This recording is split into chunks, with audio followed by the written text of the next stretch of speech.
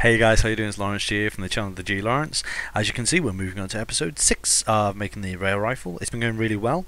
We've worked on the base model and now we're going to work a lot more with the high poly, adding in sub-D support edges, working with sub-D techniques to eventually add the turbo smooth to get the nice smooth edges and rounded edges that we want.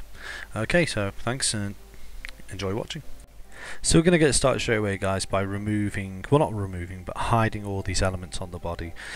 These elements are going to be altered separately because they can't be mirrored over. The last thing I want to do is mirror those over with the rest. The body itself is quite symmetrical on both sides in its base form. So what we're going to do is take the body, select all the faces on one side, make sure I don't select the wrong faces, and of course cut it in half by deleting one side. Then we'll symmetry that over later. Now, like I said in the previous videos, I did make there were a few triangles in places which I'm now going to clean up. I'm going to try and remove as many triangles as possible. I have to say that there are points where a lot of the triangles can't be removed because, well, not a lot, but one or two may be stuck in there because of the shape. And later on you'll see that I float a lot of geometry. So for example there's a triangle at the end here of this detail that I think later on I kind of decided I can't really get rid of it, and it doesn't seem to pinch the mesh that badly. So we'll go back and look at that. So as you guys can see, I've added a turbo smooth, and this is what I get. It's all like a spongy bubble, very marshmallowy. So what we're going to do here is start adding support edges, chamfering edges, giving edges the curve that I want. So I'm going to chamfer the edges there around those gas holes, and then I'm going to add in the support edge to keep a sharp edge in the place that I want. For those of you who don't know what subdivision is, it's basically when you're subdividing a mesh, you're adding edges and adding lots of edges basically to add a lot of support edges. So you're dividing the mesh as it is, subdividing, in preparation to add a turbo smooth to get a very smooth finish. Now, you don't just turbo smooth any model just because you want to make it high poly. So you don't make a high poly by just taking a mesh and turbo smoothing it, because it's going to look terrible. You have to add edges in the correct place, otherwise it won't work. So what I've done here is I've started adding some support edges, and notice straight away that I can't add support edges the way I wanted to in this place. So I begin by, I've got to actually physically edit the edges and the shape to make it fit, to make the support edge work. So there's a bit of messing around here where I'm kind of like, I'm not sure exactly the best way to get the result that I want. So you can see I think I've come to the decision that this isn't the best way to subdivide this area. So I'll remove the edges that I just added in. And I think what it is basically due to the fact that it's an inset square, the geometry isn't going to let me add support edges in without adding a pinch in the middle, unfortunately.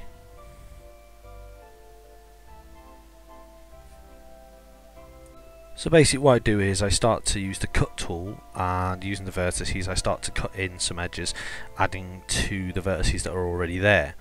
And the idea of adding these, cutting up and adding edges into these places, is so that I can remove these edges that are going to the point here, creating the little triangles that I've made.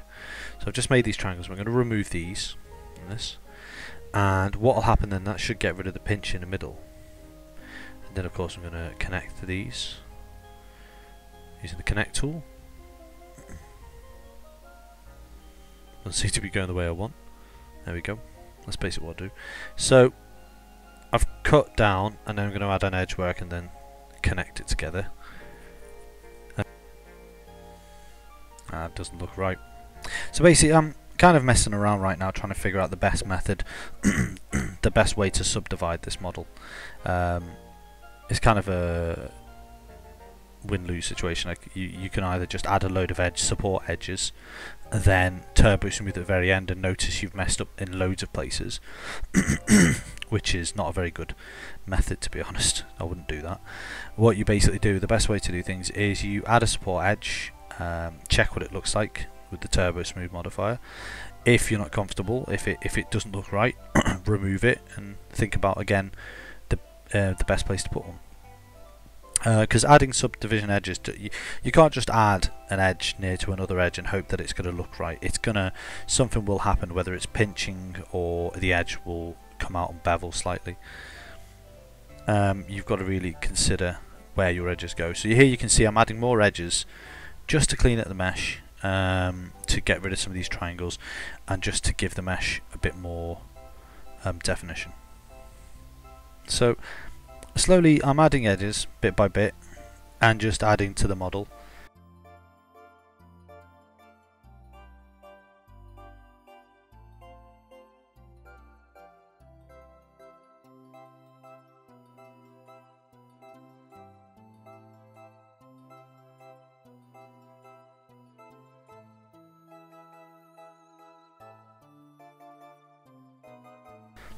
There's not much more that I can say. All I will say is I hope you guys have been enjoying these videos, and if you have any questions, by all means please ask in the comments. If you have any criticisms, please state in the comments. I have had people ask if I can make the series add to the videos, maybe add a bit more description, but I never plan to kind of make these as a tutorial. These videos have always been as a method of me just showing off my work, what I've been working on. I just thought it'd be interesting. So, but if people want me to do some sort of like series where I kind of show you how to go through making a model and such, I will do. So as you can see here, I've removed an edge that was making a horrible triangle, and I've added, what I've done is removed an edge to add 3 more edges, where I'm then going to connect the edges and add instead of a giant big triangle, we're going to have a set of polygon faces. Like so we've gone back up to these gas holes where I've added middle edges, and I'm just adjusting the edges that I have added. I have added a few more edges into the middle of the body part, just to give a bit more definition. As you can see, now that it's turbo smooth, there's not much pinching in certain areas. So I start moving on to other areas of the body. I don't really have a method to my madness. I kind of go around the body doing a pass of each area, going right, how much definition needs to be here, how many subdivisions should I add here, where should the edges be? And as you can see, I'm at the back now on the stock, trying to make this sharp kind of defined edge more defined, as it were. Again, adding edges, moving them closer to other edges to create those create the seams in the right place. Well, no, it's for textures. Adding the edges to add the support in the right place. So as you can see, I start to connect up these edges here for this piece, for the detail below the stock, and you'll come to see that later in the making of the model, I do notice that that piece starts to pinch in places. So what I do is I float that as well. So I'm working on the grip here. I start to add a few more edges on the grip for a bit more definition. And what I want to do is I want to add a thumb kind of groove into the pistol grip, which I will add later. You see I'm adding the division edge there. Now what I can say on the video is that I did make a mistake, because I added a dividing edge on the left and one on the right. Now the one on the left is fine, but the one on the right doesn't go in the right place and does create a horrible pinch, which you can just see in the video there. But I do come back to this later to work on it, to rethink what I was doing. Watching the video back now, I know where my mistake was. Nearly made a triangle then. I've got a tendency to do that. So the job here is just trying to make sure I don't want loads of triangles, don't want loads of mess. I want to keep it as clean as possible. Now what I've just done is added an edge to support the edge there at the back, so it stays more squared. However, what I have done is then added an edge to the back of the pistol grip, which is now, it's lost the roundness that it had, is more squared. So what I want to do is try and clean up that area. So coming back to the pistol grip, what I'm going to do now is create this thumb groove where the thumb would sit. As you guys can see, I added an edge and it kind of created this horrible sharp edge and on the back of the pistol grip, which acts as a supporting edge there, and unfortunately I don't want that. So if I pull down one of the verts to create this kind of thumb groove in there, and I do come back and I do make sure that this edge isn't so kind of sharp edged, because I don't want to lose a lot of the roundness. So I pull these vertices in to try and get rid of that edge into the middle there. Remember, so what I'm going to do here, as you can see, is going to subdivide the inside of the trigger housing, as it were. This is where the trigger goes inside of the the actual pistol grip. So we've added those edges inside the pistol housing, and we're now just going to clean up a few more triangles I've spotted. But now what I'm going to do is add a support edge along the top side of the rifle body.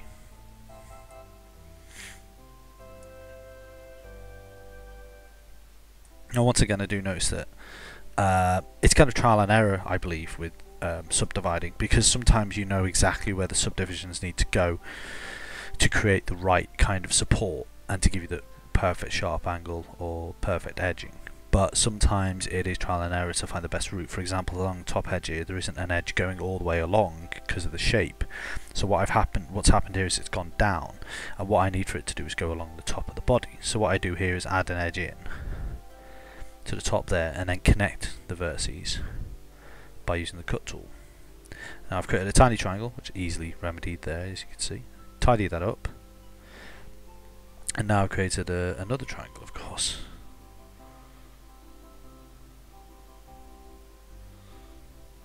I'm going to add an edge here, of course, and I'm going to connect these edges up. I'm going to pull this, I'm going to connect that edge up, bring that edge down, edge, and I'm just going to give that edge a bit more sharpness to it. Now straight away, something I noticed on the video here that I didn't notice is it's quite obvious that this piece at the bottom here by the magwell area is going to have to be floating and separate. Unfortunately, it would be trying to make it fit on the gun, so it's part of the gun, would mess up the model quite a lot. And as you can see, I'm adding more and more geometry to it, which is adding more and more triangles, which is making more and more unclean geometry. So I think eventually what I do is I remove it so as to make it float. Floating geometry isn't bad. Floating geometry is actually really good tactic here. Really good, like little technical. What's it called? It's a very good technique.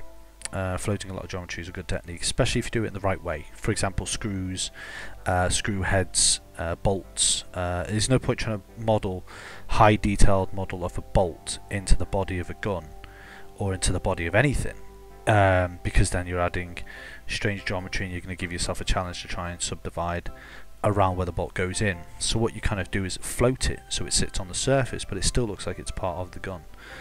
You can do a lot of things to float things and make them still look like they fit on the gun, which is good. So as you can see here, I'm dividing the mesh even more in places. As you can see, like I said, there are some times where you know where the subdivisions go, as you can see, and then there are some times where the subdivisions, I have to like think about it and do it and undo it and delete and see how I feel. As you can see here, there's a slight pinch there where I've left a triangle, so I'll need to clean that up, of course. Best way is going to be to add an edge in just there. So like you can see, there was a triangle there and it created a really horrible pinch, and the last thing I needed was that nasty pinch. However, there still is a pinch here because there's an edge in the middle. So I think the best thing to do would be to bring that edge together and delete that edge, and then there you go. So get rid of the pinch and we still retain that nice little angle that I want there. Now, as you can see, exactly here, this is where I had a few problems, because if I connected these edges up, there was a horrible pinch as it come round. No matter what, it pinched in a nasty way. And every time I tried to add edges in some way to make it fit, it still didn't want to fit. So I think in the end, what I thought best was to make this piece of the model float, pulling it from the model and making it a separate part of the model. So basically, after thinking about it, yeah, it's best I float this, like I said. So I've gone into face selection. I'm going to select the faces of this little notch and remove it from the body of the model and make it a floating piece. I don't see any harm in doing this because it'll still look good, I think, and it'll still fit quite neatly. So as you can see, I've got to clean up this a bit basically to make it fit neatly. So I'll collapse those edges, and I will select the unnecessary faces and unnecessary edges, and basically do a bit of cleanup before I then finally take it apart subdivide this piece itself. As you see, just going to add a face just so it sits inside the body, so it's not just invisible. Pull this edge back.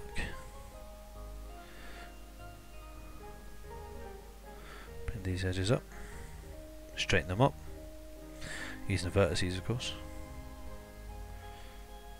There you go.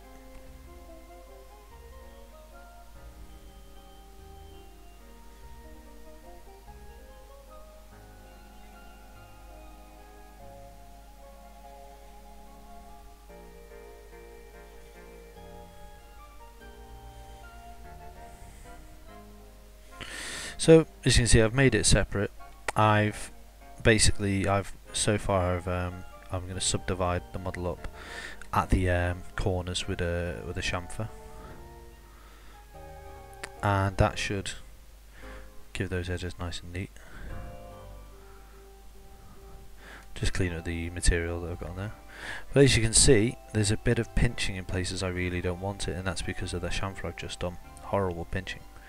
So what we'll do is we'll keep the two outer edges, I think, and get rid of the middle edges.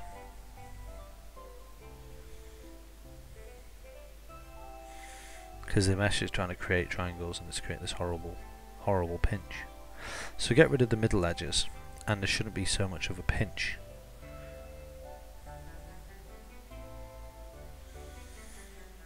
But the best thing to do here would be to connect the vertices so as to remove the pinch from the model, and then connect up these vertices.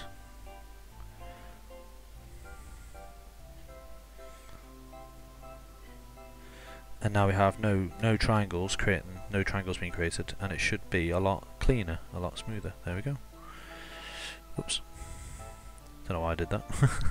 I think I wanted to see what it looked like. And as you can see, that sits on the bottom of the gun, and it sits in place neatly. And I think it looks pretty good. I don't see a problem with it being floated at all. So then what we can do is we can carry on working on the body and adding more subdivisions on the body, and you'll see that the body turns out to be a lot neater. So as you can see, guys, what I'm basically doing throughout this whole kind of piece is I'm subdividing the model. I can't really describe much of what I'm doing. It's kind of, you learn how to subdivide by deciding, okay, there's one edge here and one edge here. I want an edge to be sharp, so what you would do is put two edges beside it, one on one side, one on the other side, and that means that there's less space for the model to smooth, which means it tightens up and gives you a sharp edge. Now, you don't want too many 90-degree angles in a high definition. You don't want a lot of 90-degree angles in a high poly model. You want your edges to be quite rounded in the high poly, not really rounded, but you want them to be. You don't want them to be as sharp as it would be the low poly. It's the low poly, the sharpness of the low poly, which gives you the sharp edges that you want. It's the roundness of the high poly that makes them look smooth and clean. As you can see, so far the high poly's gone really well. What I've just noticed here is some of the edges that I added in previously have been removed.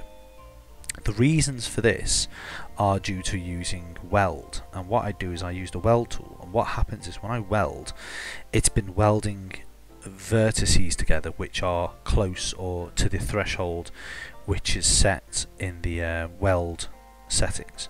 So when I weld, it'll weld all the vertices within that threshold, and because I select all vertices on the model to make it easy, it just welds them. So I end up welding vertices I don't want to. So what's happened here is I've kind of lost a bit of my subdivision where I've welded vertices I really didn't want to. So I'll have to add these back in. So we basically start by adding the support edges for the sides,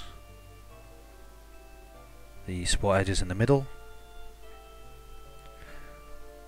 and then we move the vertices and try to tidy it up a bit.